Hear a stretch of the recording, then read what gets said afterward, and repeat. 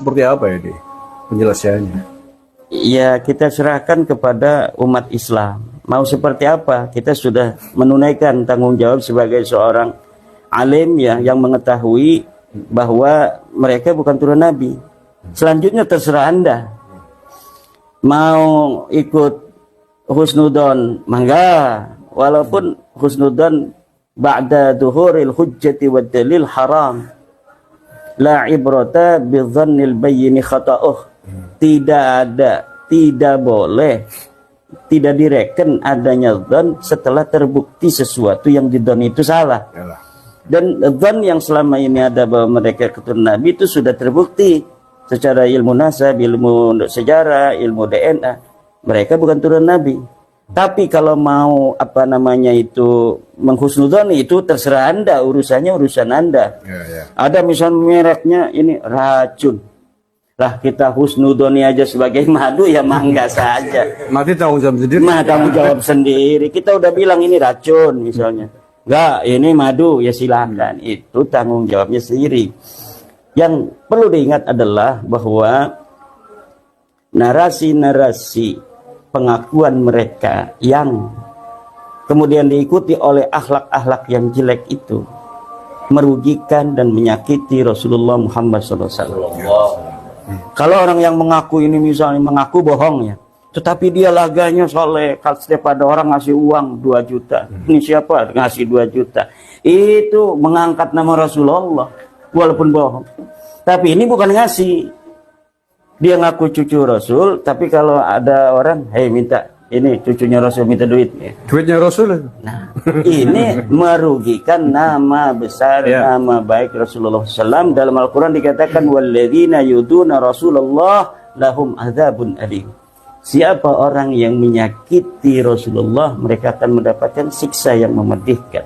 Bukan hanya bagi mereka orang-orang yang berdusta tentang nasabnya kepada Rasul, tapi juga orang-orang yang membelanya. Padahal ada hujah-hujah yang rajihah, hujah-hujah yang sahihah, bukti-bukti yang kuat, tapi mereka mengabaikan itu karena suatu hal, baik hal duniawi maupun hal-hal lainnya. Maka saya kira ini orang-orang yang akan mendapatkan daripada apa yang ada di dalam ayat itu, lahum azabun alim. Ya, ini yang kita ingin mengajak kepada mereka yang mempunyai amanah ilmiah dari Allah Subhanahu wa taala.